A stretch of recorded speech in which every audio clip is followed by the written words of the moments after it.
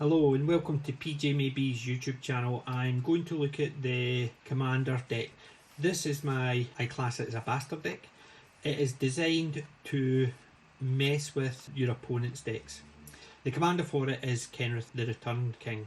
As you can see, it uses all colours, not to cast, but it has all colours within the body of the text. Basically, it can grant you trample and haste, it gives you +1/+1 counters, gives you life, allows you to draw a card, but it also allows you to return a card from the graveyard for all different costs. We will look at the only other legendary I've got,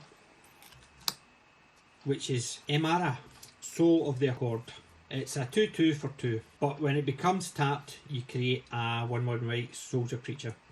Nice early on to get out, give you a wee boost every time you attack, or if you have to tap it for some other reason, you're getting another soldier.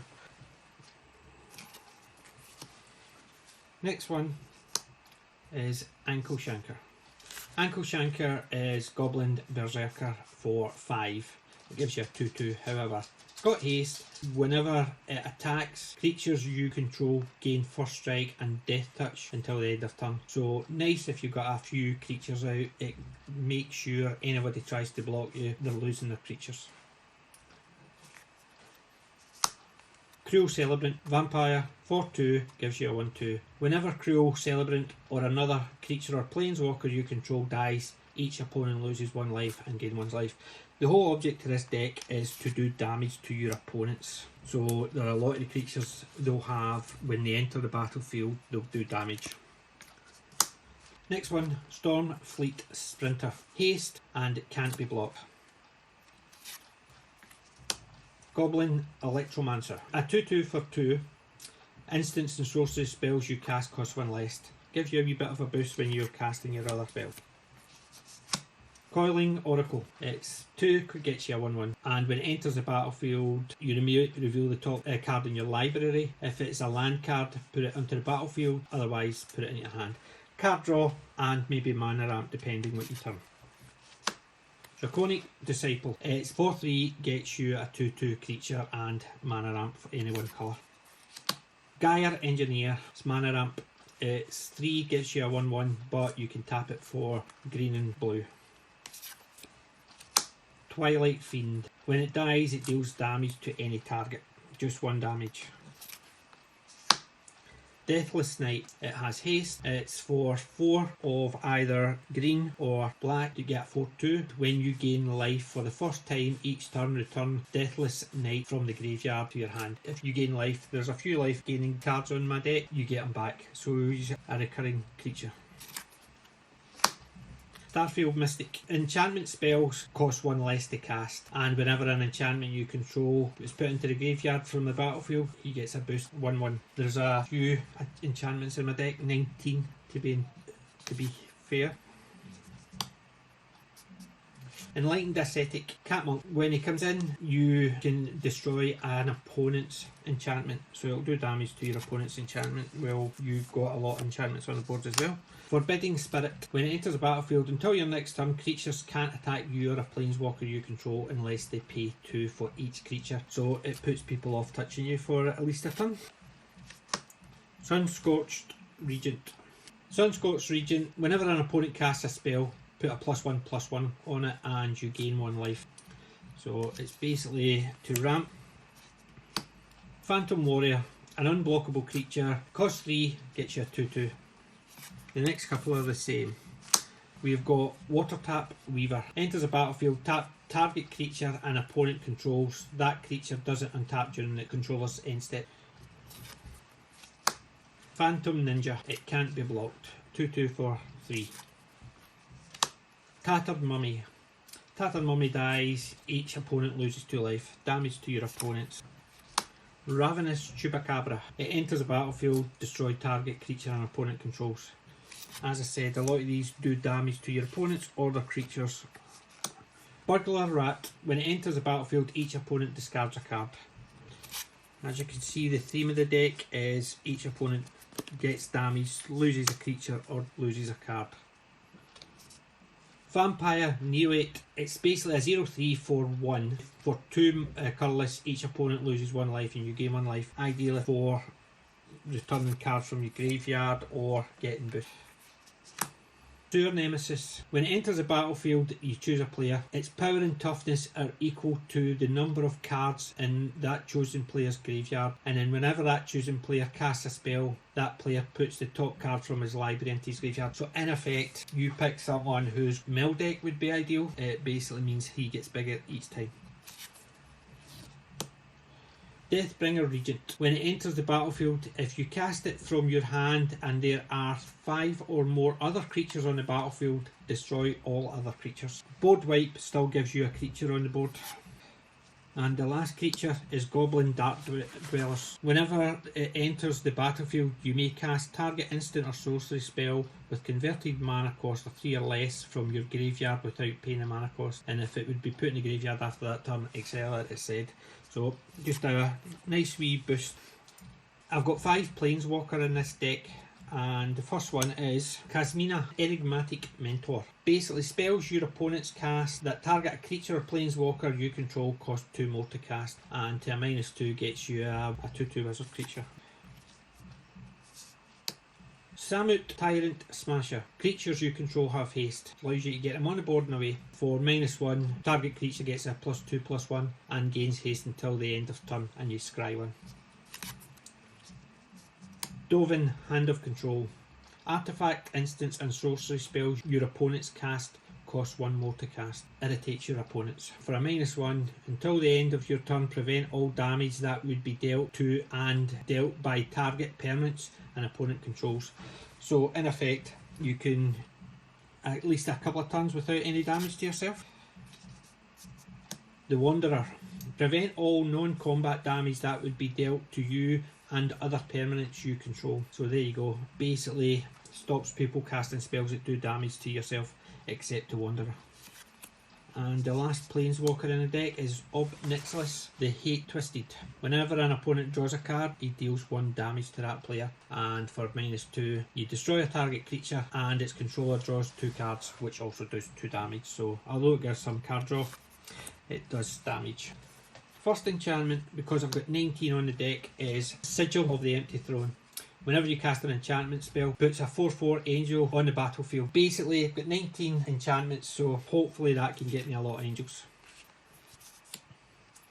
Fear of Safety. Creatures can't attack you or a Planeswalker you control unless they pay X for each creature, where X is the number of enchantments you control. Hopefully that will stop people actually attack me. Citadel Siege. When it enters, you choose cans or dragons. I'm more likely going to be choosing dragons in this one. At the beginning of combat on each opponent's turn, tap target creature that player controls. Allows you to actually stop one of the creatures attacking. One of the most hated cards when playing is Price of Glory. Whenever a player taps land for mana during another player's turn, destroy that land. Obviously can affect me if I forget and cast a spell, tap mana. Way around that, use an artifact. Blood Moon. Non-basic lands or mountains can mess with some of your opponents when they're actually playing a lot of non-basic lands. Suddenly they don't have the mana to cast. Doom Foretold. At the beginning of each player's upkeep, that player sacrifices a non-land, non-token permanent. If they can't, they discard a card, they lose 2 life, I can draw a card, I gain 2 life, and I get a 2/2 white knight creature with vigilance. And then I have to sacrifice it. Mana Barb.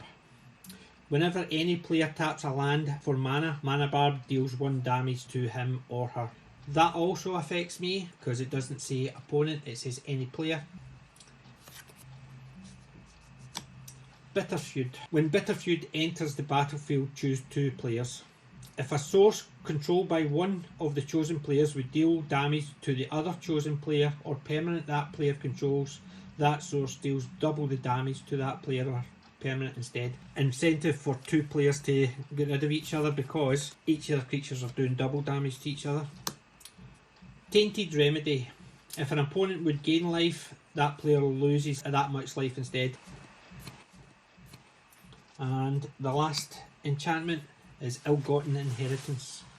At the beginning of your upkeep, Ill-Gotten Inheritance deals 1 damage to each opponent and you gain 1 life. For 6 mana you can sacrifice it and deal 4 damage to target opponent and you can gain 4 life. Enchantment auras. Got one legendary one in Bolas Clutches. Enchant a permanent, you control that permanent. Enchanted permanents is legendary. In effect, allows you to enchant an opponent's one and take control of it. So, do that to someone's commander, they'll not be a happy chap. Next one, Containment Membrane. Enchant creature. Creature doesn't untap during the controller's untap step. You cast it for the surge cost if you've already... It says you're a teammate, but if you're playing commander, you're very unlikely to play teams. But if you cast a spell prior to it. Claustrophobia. Enchant creature. Claustrophobia enters the battlefield. Tap an enchant creature. Enchant creature doesn't untap during the controller's upkeep, which is ideal if you've got a commander tapped that way. Charm Sleep. When Charm Sleep enters the battlefield, tap a creature. Enchanted creature doesn't untap. As you can see, very like Claustrophobia. Then you've got Water Knot. Similar idea. Taps a creature and it doesn't untap.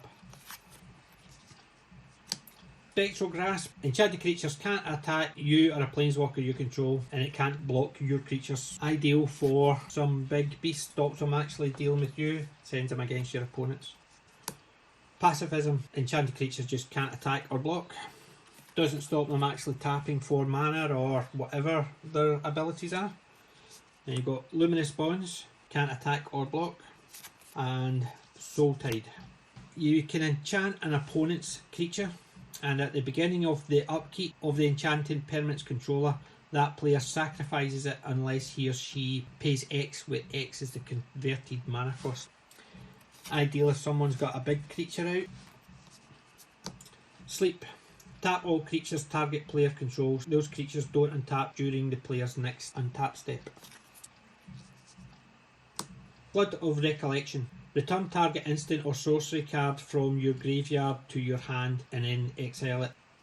Ideal if you've actually already played one of your decent cards. Cleansing Nova. Choose one. Destroy all creatures or all artifacts as enchantment, and that also includes yours. So can't imagine ever doing it against my artifacts or enchantment. Destructive Force. Each player sacrifices 5 lands. Destructive Force deals 5 damage to each creature. A board wipe and a half. You can imagine playing that and then suddenly your opponent's 5 of their lands go and all the creatures, or at least a lot of the creatures. Cryoclasm. Destroy target plains or island. Cryoclasm deals 3 damage to that land's controller. Flashfire. All planes in play are destroyed. Make sure I play it before my planes are out, or does damage to me. Then the last sorcery is Sudden Demise. Choose a colour. Sudden Demise deals X damage to each creature of that chosen colour. I've got multiple coloured ones, so I need to be very careful when playing that one, but can get rid of a lot of your opponent. Now we'll look at the artifact. They're all mana related. So you've got Manalith, adds 1 mana of any colour. Mana Geode, you can scry when it comes in and it adds 1 mana of any colour. Talisman of Curiosity, it adds a colour mana, or it adds a green or a blue and it costs 1 damage to you, so you've got your choice there.